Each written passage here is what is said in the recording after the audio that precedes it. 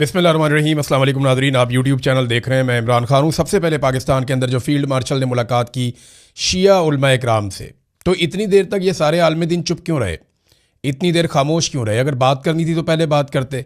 अब कुछ उलमा इकराम बोलना शुरू हो गए हैं जिन्होंने मुलाकात की थी आर्मी चीफ से, या जिन्होंने मुलाकात नहीं की, उन्हें जब पता चला कि ये शिया उलमा के साथ आर्मी चीफ ने किया क्या है तो वो भी बोलना शुरू हो गए। अल्लामा हसनैन गर्देदी साहब ने स्टेटमेंट दिया है, अल्लामा शफ़ा नजवी साहब ने स्टेटमेंट दिया है, अल्लामा अमीनुद्दीन शहीदी साहब ने स्टेटमेंट दिया है। और ये उलमा बता क्या रहे हैं? पहले तो आप ये बात जहन में रखें कि ये इतनी देर तक बोले क्यों नहीं। यानी इनके पास बहुत वक्त था, ये बात कर सकते थे, बता सकते थे, लेकिन अब ये बता क्या रहे हैं पहले ज़रा वो सुन लें आप। वो कह रहे हैं जी हमारे साथ आर्मी चीफ ने जो बातचीत की है वो तौहीन आमेज अंदाज में बातचीत की है, यानी जैसे डांट डपट होती है। मैंने आपको पहले बताया था ना कि इनको वार्निंग देने के अंदाज में आर्मी चीफ ने बात की उलमा इकराम से कि बंदे बन जाओ, और अगर किसी ने शरारत की या किसी ने चूं तक की ना तो फिर मेरे से बुरा कोई नहीं होगा। ये इस किस्म की एक वार्निंग वाली मुलाकात थी उलमा इकराम से आर्मी चीफ की। तो तौहीन आमेज अंदाज में गुफ्तगू की। उन्होंने ये कहा, उलमा को बोलने का मौका ही नहीं दिया गया।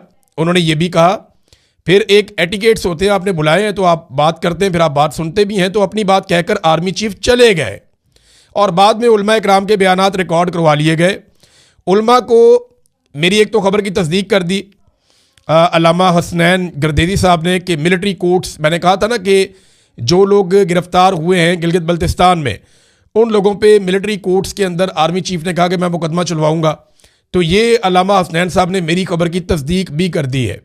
दूसरी खबर की भी तस्दीक हो गई है कि पाकिस्तान ईरान के साथ लड़ने जाएगा अगर सऊदी अरब ने पाकिस्तान को आवाज़ दी, क्योंकि पाकिस्तान का सऊदी अरब के साथ एक दिफाई मुआहदा है। याद रखिए, ये दिफाई मुआहदा पाकिस्तान की पार्लियामान ने नहीं किया, ये दिफाई मुआहदा पाकिस्तान के अवाम के मुंतखब नुमाइंदों ने नहीं किया, ये दिफाई मुआहदा पाकिस्तान के आर्मी चीफ ने और वज़ीर आज़म ने किया है, और इसके ऊपर पार्लियामान को एतमाद में नहीं लिया गया। हत्ता कि कैबिनेट और जो एक अप्रूवल होती है, बाकायदा तरीक़ाकार होता है, उस तरीक़ाकार को अडॉप्ट नहीं किया गया। और इसमें शराइत क्या है, ये मुआहदा क्या है, ये आज तक कौम के साथ शेयर भी नहीं किया गया, सामने लाया भी नहीं गया। बहरहाल वो कह रहे हैं जी, ताना भी ये दिया गया कि जिनको ईरान का ज़्यादा फिक्र है ना वो फिर ईरान ही चले जाए। यानी उलमा इकराम को ये ताना दिया गया। अब शिया उलमा इकराम थे, लाजमी बात है ईरान एक शिया मुल्क है, तो जो शिया उलमा इकराम है उनकी उसके साथ वाबस्तगी ज़्यादा होती है। जो देवबंद मौलवी हैं या वहाबी मौलवी हैं उनकी तरह थोड़ी सी सऊदी अरब की तरफ झुकाव उनका ज़्यादा होता है। जो सुन्नी है उनका अपना है, हर एक का अपना अपना होता है, और ये सबका हक है। देखिए, अगर जमहूरियत है और सबको सबका हक मिलना चाहिए तो सबका अपना अपना हक है कि वो अपने फ़िरके के मुताबिक, वो अपने अपने अकायद के मुताबिक आज़ादी से अपना फ़ैसला करे, अपनी बात करे। तो उन्हें यह ताना दिया गया कि ईरान ही चले जाओ अगर ज़्यादा ईरान की फ़िक्र है किसी को। तो कभी कहा जाता है जो बेचारे लोग निकलते हैं वो फ़लस्तीन के बारे में बात करते हैं, उन्हें कहते हैं फ़लस्तीन चले जाओ, इतना शौक है तो फ़लस्तीन चले जाओ। तो मुश्ताक अहमद साहब को कहा गया फ़लस्तीन चले जाओ, वो चले गए। बाद में सबको मुसीबत पड़ी हुई थी, सारे जो है बगलों में झांक रहे थे कि ये क्या हो गया, ये तो सचमुच फ़लस्तीन चले गए। फिर कुछ लोगों को कहा जाता है कि जाओ ना, जाके कश्मीर खुद ही आज़ाद करवा लो। और भाई बात ये है कि हमने इतनी बड़ी फ़ौज जो है उसको पाला है, इतनी बड़ी फ़ौज जो है उसको अपना पेट काट के, अपना खून पसीना एक करके इतनी बड़ी फ़ौज को हमने तैयार किया है। इस मुल्क को अपने पेट पे पत्थर बांध के पाकिस्तान ने एटमी कुव्वत बनाया है, इतनी बड़ी फ़ौज, इतने सारे हथियार। और हमें यह बताया गया था कि जब जेरूशलम फतह होगा तो पाकिस्तानी फ़ौज जाके फतह करेगी। ये फ़ौज ने कहा था ना, हम तो नहीं कह रहे थे। तो फ़ौज ने यह कहा था कि फ़लस्तीन की रियासत भी पाकिस्तान की फ़ौज कायम करेगी जाके, और कश्मीर को आज़ाद भी पाकिस्तान की फ़ौज करेगी। और पाकिस्तान के फ़ौजी अफसरान हमें बताते रहे, ये बयानात मौजूद हैं कि हम जो भारत के हुक्मरान हैं उनको जंजीरों में जकड़ के पाकिस्तान में लेकर आएंगे, ये पाकिस्तान के फ़ौजी कहते रहे हैं। तो फ़लस्तीन के मामलात हों या कश्मीर के मामलात हों, ये पाकिस्तान की फ़ौज का दावा था कि ये सारे हम करेंगे। लेकिन अब जब कोई कहता है कि जनाब वो करें तो कहते हैं तुम खुद जाके कर लो। तो ये ताने दिए जाते हैं। किसी को कहते हैं जी अफ़गानिस्तान चले जाओ। जो बंदा अमन की बात करता है, जो बंदा बात करता है कि जनाब बातचीत करें, टेबल पे बैठे मसला हल करें, उसे कहते हैं तुम अफ़गानिस्तान चले जाओ। तो अगर किसी दिन अवाम ने यह कह दिया पाकिस्तान की मिलिट्री एस्टेब्लिशमेंट को कि अगर आपको अमेरिका, डोनाल्ड ट्रंप और नेतन्याहू इतना पसंद है तो आप इसराइल चले जाएं, आप अमेरिका चले जाएं, तो फिर क्या होगा? वैसे भी एस्टेब्लिशमेंट के लोग रिटायरमेंट के बाद चले ही जाते हैं, ये रुकते वुकते कोई नहीं है। ये मौलवी इतना लेट क्यों बोले? मैं आपको बताता हूँ, इनका सॉफ्टवेयर अपडेट हो गया। इनमें कुछ देखें उलमा इकराम, वो सारों को मैं नहीं रगड़ सकता, लेकिन ज़्यादातर उलमा इकराम कंप्रोमाइज़ थे। बहुत कम उलमा इकराम ऐसे हैं जो बात करना चाहते थे लेकिन उन्हें मौका मिला नहीं। ये सारों को एक तरह नहीं किया जा सकता, लेकिन आटे में नमक के बराबर। बहुत थोड़े ऐसे उलमा हैं जो वहाँ पे अपनी बात रखना चाहते थे लेकिन उन्हें मौका नहीं मिला। ज़्यादातर उलमा तो वो है जो बाद में स्टेटमेंट दे के आए। ना स्टेटमेंट में इसराइल है, ना स्टेटमेंट में अमेरिका की मजम्मत है, ना स्टेटमेंट में फ़लस्तीन है, ना स्टेटमेंट में ईरान है, ना स्टेटमेंट में खामनाई शहीद है, ना स्टेटमेंट में ईरान में शहीद होने वाली बच्चियां हैं, ना स्टेटमेंट में बोर्ड ऑफ पीस है, ना स्टेटमेंट में गजा में फौज भेजने का मामला है, कुछ है ही नहीं। तो जब ये सारा कुछ स्टेटमेंट के अंदर, और ना नोबेल इनाम है डोनाल्ड ट्रंप का जो कह रहा है कि मैं जहाज डबो के मजा लेता हूं, मैं फन के लिए, इंजॉयमेंट के लिए, अपनी तफरी के लिए जहाज को डबोना पसंद करता हूं। वो इस किस्म की बात करते हैं ना कि हम ये पसंद करते हैं। तो जनाब ये तो किसी आलम दीन ने बात ही नहीं की, बाद में कर लेते जब आपकी रिकॉर्डिंग की जा रही थी वहाँ पे अफसरान की जानिब से। बहरहाल ये इनका सॉफ्टवेयर अपडेट किया पाकिस्तानी अवाम ने। और एक बात तो बड़ी क्लियर है कि पाकिस्तान में जो मिलिट्री एस्टेब्लिशमेंट है उनकी एस्टेब्लिशमेंट अब उतनी तगड़ी नहीं है जितनी अवाम की है। और इन मौलवियों को ये पता चल गया कि सारी ज़िंदगी की क्रेडिबिलिटी हमारी बढ़ जाएगी। अभी तो चंद बोले हैं ना, ये बाकी भी बोलेंगे, और अगर नहीं बोलेंगे तो ये अवाम के अताब का शिकार होंगे। इन्हें बताना पड़ेगा कि इनके साथ क्या हुआ और किस किस्म की डांट डपट का इन्हें सामना करना पड़ा। कुछ मौलवी नहीं भी बोलेंगे, बहुत सारे मिल जाते हैं आपको, ताहिर अशरफी मिल जाते हैं, बहुत सारे आपको मिल जाते हैं, मुफ्ती मुनीब मिल जाते हैं, बहुत सारे आपको इस किस्म के मौलवी मिल जाते हैं, लेकिन सारे नहीं मिलते इस तरह के। बहुत सारे मिल भी जाते हैं, सारे नहीं मिलते। तो अब आहिस्ता आहिस्ता जो है वो उलमा ने बोलना शुरू कर दिया। मस्जिद अक्सा में नमाज पढ़ने की इजाज़त नहीं दी गई। ये 50 साल के बाद हुआ लगभग, यानी इससे पहले मस्जिद अक्सा में नमाज तो हो ही जाती थी ईद की। तो वहाँ पे कुछ लोग रिपोर्ट कर रहे हैं, मैंने ज़ाती तौर पे इसको चेक नहीं किया, हरमीत सिंह साहब हैं, एक दो और सहाफ़ी हैं, उन्होंने रिपोर्ट किया कि मस्जिद अक्सा में ऐसा बड़े लंबे अरसे के बाद हुआ, कई दहाइयों के बाद, कि वहाँ पे ईद की नमाज पढ़ने नहीं दी गई मुसलमानों को। मस्जिद अक्सा में मुसलमानों को नमाज नहीं पढ़ने दी जा रही, और जो मस्जिद अक्सा के लिए सबसे ज़्यादा आवाज़ उठाने वाला पाकिस्तानी लीडर है उसे भी ईद की नमाज नहीं पढ़ने दी जा रही। एक तरफ इसराइल ये कर रहा है और एक तरफ पाकिस्तान ये कर रहा है। इसराइल मुसलमानों को मस्जिद अक्सा में नमाज नहीं पढ़ने देता, और पाकिस्तान की मिलिट्री एस्टेब्लिशमेंट की हुकूमत मस्जिद अक्सा के लिए आवाज़ उठाने वाला सबसे बड़ा लीडर पाकिस्तान में जो है उसे ईद की नमाज वैसे ही नहीं पढ़ने देता। पाकिस्तान तहरीक इंसाफ के रहनुमाओं ने कहा कि हमें ईद की नमाज पढ़ने दी जाए, अभी तक उसके ऊपर किसी किस्म की पेशरफ्त नहीं हुई। एक जैसा ही काम कर रहे हैं। मैं हैरान हो जाता हूँ कि ईद की नमाज पढ़ाने में क्या प्रॉब्लम है। इमरान खान के ईद के कपड़े भी वापस कर दिए गए, ईद पे नए कपड़े भी नहीं पहनेगा, दौड़ जाओ यहाँ से। ये नादरीन इस वक्त मिलिट्री एस्टेब्लिशमेंट का रवैया है। लड़ाई के अंदर पहला फरीक उतरा है लड़ाई शुरू होने के बाद से लेकर अब तक। लड़ाई को हो गए नादरीन अब तक 21 दिन। 21 दिनों की लड़ाई, 20 दिन ये है और 1 दिन फरवरी का, 21 दिन हो गए लड़ाई को। 21 दिन के बाद पहला फरीक आया और वो है यमन के हौसी। उन्होंने ऐलान कर दिया है कि अब वो इस लड़ाई का हिस्सा बनेंगे। यमन के हौसियों ने ऐलान किया कि वो ईरान के साथ मिलकर जंग में शामिल हो रहे हैं। उन्होंने कहा कि यह जंग पूरी उम्मत की जंग है, हम गजा में अपने भाइयों को तनहा नहीं छोड़ेंगे, हम बहरा अहमर में अमरीकी जहाज़ों को निशाना बनाएंगे। अब ये बहरा अहमर कौन सा है, ज़रा ये आप मैप के ऊपर देख लें। ये जो बीच में एक पट्टी है बाब मंदब से लेकर ऊपर स्वेज कैनाल तक, इसके एक तरफ सऊदी अरब है, यमन है, ऊपर जाके मिस्र आ जाता है, शाम आ जाता है, इसराइल के करीब ये पहुंचती है। दूसरी तरफ जो है वो लीबिया भी आ जाता है, नीचे जबूती है और कुछ अफ्रीकी ममालिक भी हैं, सूडान है। तो ये बीच में जो समंदर है ना, ये बहरा अहमर है जो अफ्रीका को गल्फ के साथ मिलाता है। और यहाँ से ऊपर से जो नहर स्वीद है, वहाँ से जो यूरोपीय ममालिक का समंदर है वहाँ पे चले जाते हैं जहाज़ लेकर। तो इसके ऊपर वो कह रहा है यमन के अब हम अटैक करेंगे। तो बाब मंदब भी अब खतरे में है और आबना हुरमुज़ पहले ही बंद है। तो ये नादरीन आप देख लें कि ये वाला एरिया जो है अब ये टारगेट होगा। इसको बहरा अहमर कहते हैं या इसको रेड सी कहते हैं, इसकी बड़ी इंपॉर्टेंस है।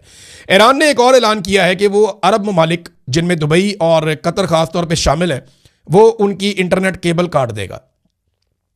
ये वहाँ से खबर आई सोर्सेज के ज़रिए से कि उन्होंने ये फैसला किया कि वो इंटरनेट केबल काट देंगे। अब अगर वो इंटरनेट केबल काट देंगे तो इन ममालिक के बहुत सारे ऑपरेशन रुक जाएंगे, हत्ता कि जो अमेरिका की फ़ौजी कार्रवाइयाँ हैं उनके अंदर भी तात्तुल आ सकता है, प्रॉब्लम क्रिएट हो सकती है। लेकिन वो बहुत सारे सेटेलाइट के चैनल्स इस्तेमाल करते हैं तो वो काफ़ी खुद कफील हैं। लेकिन ओवरऑल इनको नुकसान होगा, जो वहाँ पे कंपनीज काम करती हैं या जो भी सिस्टम उनका है वो इफ़ेक्ट हो जाएगा।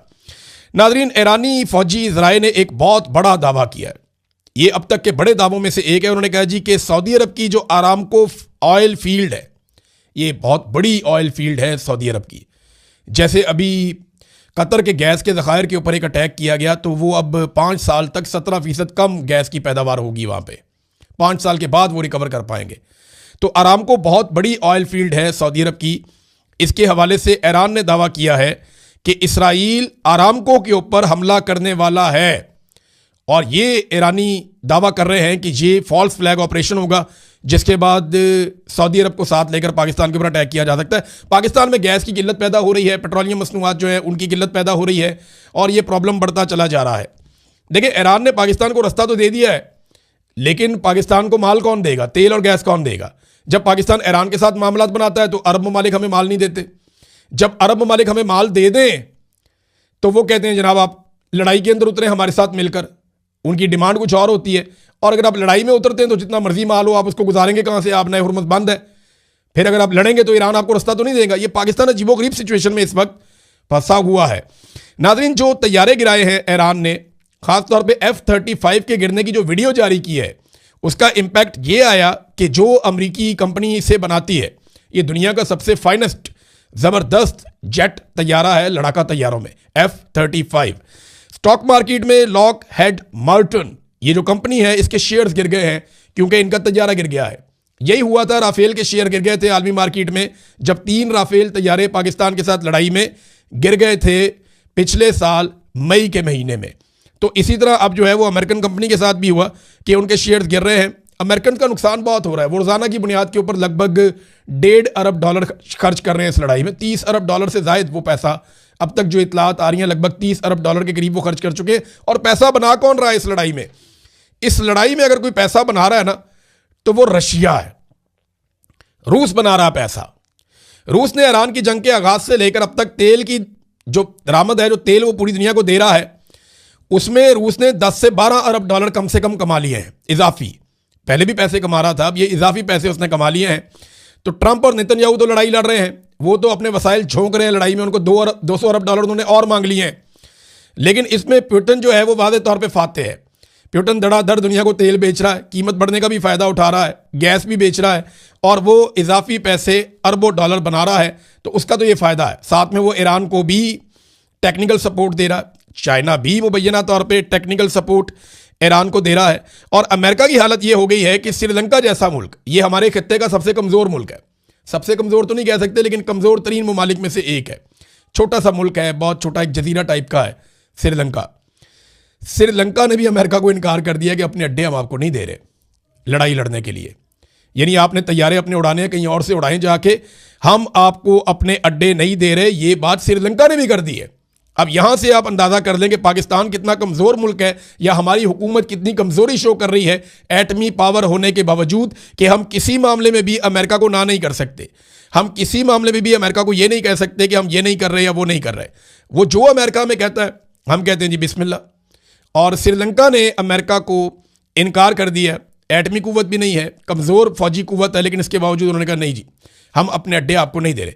बरतानिया ने अपने अड्डे दिए हैं। देखें, ये मामला बड़ा ज़बरदस्त है। हुआ ये था, एक बरतानवी सहाफ़ी हैं जिन्होंने फेयरफोर्ट बेस की दीवार से कैमरा लगा के मनाजिर फिल्मा लिए कि जनाब तासुर तो ये दे रही है बरतानिया की हुकूमत के वो जंग का हिस्सा नहीं बन रही, लेकिन यहाँ से तो ऑपरेशन हो रहे हैं। और उन्होंने जनाब यानी बरतानवी वज़ीर आज़म कीर स्टारमर ने कहा था कि बरतानिया ईरान के खिलाफ जंग में शामिल नहीं है। फिर ये भी उन्होंने जो बातें बरतानवी वज़ीर आज़म ने कही थी, उन्होंने कहा था जी कि हमने इराक जंग से बहुत कुछ सीखा है, और इस तरह से उन्होंने बात की थी। लेकिन अब उसके बाद जो है वो एक बरतानवी सहाफ़ी ने वो दीवार के ऊपर खड़े हो गए, वहाँ से उन्हें कैमरा लगा के तो दिखाया ये तो ऑपरेशन चल रहे हैं, अमेरिकन यहाँ से जाते हैं अपने तैयारे लेकर अटैक करते हैं। अब उसके ऊपर जो है रद्द-ए-अमल दिया है बरतानिया ने, वो खुद तो ऑपरेशन में शामिल नहीं है। बरतानवी हुकूमत अब क्या कह रही है, एक तो देखें ईरान ने इसके ऊपर मजम्मत की है और वो इसको जारहियत करार दे रहे हैं, और ईरान ने इसके ऊपर सख्त रद्द-ए-अमल दिया है। तो ईरान का रद्द-ए-अमल ये है कि हम इसको जारहियत समझते हैं, जबकि बरतानिया ये कह रहा है कि हम सिर्फ जो दिफाई नुक्ता नज़र से कुछ चीज़ें हैं उसके लिए फैसिलिटी दे रहे हैं, हम किसी भी तनसीबात या सिविलियंस को निशाना बनाने के लिए फैसिलिटी नहीं दे रहे। अब देखिए, अमेरिका जब अटैक करता है तो वो फिर अमेरिका अटैक करता है ना, उसको पता है उसने किसको अटैक करना है, फिर आप पता तो नहीं कर सकते। इतने सारे जब तैयारे जाते हैं, इतनी बमबारी करते हैं। बहरहाल यहाँ पे ईरान और बरतानिया के बीच में भी थोड़ा सा, क्योंकि इनका राब्ता भी हुआ है वज़ीर ख़ारजा का, तो यहाँ पे ईरान ने रद्दमल भी दिया है। उसके ऊपर बरतानिया ने भी ईरान के साथ कोई बात की है, इसको फर्दर हम रिपोर्ट कर देंगे, लेकिन सिचुएशन एक बन गई है। अब नाज़रीन, एक खबर मैं आपको जाते जाते और बताता हूँ, और ये खबर है इस्तांबुल से, तुर्की से। गुज़िश्ता रात इस्तांबुल की फातेह मस्जिद में तरावी की नमाज़ हो रही थी, और वहाँ पे बहुत बड़ी मिकदार में तादाद में नीचे लोग खड़े थे जो नमाज़ पढ़ रहे थे तरावी की, और ऊपर ख़वातीन मौजूद थी, ऊपर वाले हिस्से में, वो वहाँ पे तरावी की नमाज़ पढ़ रही थी। तो ख़वातीन ने जो है वो अपने बहुत सारे स्कार्फ वो मर्दों वाले हिस्से के अंदर फेंकना शुरू कर दिए, उन्हें गैरत दिलाने के लिए, उन्हें गुस्सा दिलाने के लिए। इन ख़वातीन का ये कहना था कि वो इस तरीके पर अमल कर रही हैं जिस तरीके से एक दौर में सलाहुद्दीन अयूबी के सामने एक खातून ने अपना स्कार्फ फेंका था, और उन्होंने कहा था कि जब तक यरूशलेम सलीबियों के कब्ज़े में है वो सर उठाकर नहीं चल सकती। तो तारीखी रवायत के मुताबिक इस वाक़े ने सलाहुद्दीन अयूबी को सलीबियों को यरूशलेम से निकालने के लिए अपनी फ़ौज की तैयारियों में तेज़ी लाने पर मजबूर कर दिया था, और ये एक वाक़या हुआ था। उस तरह का वाक़या हुआ है, ये मनाज़िर भी हैं। ये ख़वातीन ऊपर से स्कार्फ फेंक रही हैं नीचे मर्दों वाले पोर्शन में, और मर्दों को गुस्सा दिलाने की, गैरत दिलाने की कोशिश कर रही हैं कि देखो तुम लोग क्या कर रहे हो। अब नाज़रीन, पाकिस्तान के अंदर जो मामला है, वापस वहाँ पे आ जाते हैं, ये बड़ा शदीद रुख इख्तियार करेगा। उलमा इकराम की क्रेडिबिलिटी का मामला आ गया। अब उलमा इकराम को बताना पड़ेगा वो कितने क्रेडिबल हैं, और आज तक उन्होंने मेंबर रसूल पे बैठ के जो तकारीर की हैं वो अपनी ज़ात को कितना उन तकारीर के मुकाबले में खड़ा कर सकते हैं। यानी बोलना तो बहुत आसान होता है ना, खड़ा होना बहुत मुश्किल होता है, बड़ी तकलीफ़ है इस रास्ते में। ये कांटों वाला रास्ता है, इसमें सेज नहीं है, इसमें तकलीफ़ होती है, इसमें अजियत मिलती है, इसमें तशद्दुद होता है, इसमें नींदें हराम हो जाती हैं, इसमें कारोबार तबाह हो जाते हैं, इसमें मफादात कुर्बान करने पड़ते हैं। देखते हैं कि मिंबर पे बैठ के वाक़या करबला सुनाने वाले मौलवी अब खुद खड़े हो पाते हैं या नहीं खड़े हो पाते, क्योंकि डांट डपट तो बहुत हुई है इनकी। अब तक के लिए इतनी, अपना ख्याल रखिएगा, अपने इस चैनल का भी। अल्लाह हाफ़िज़।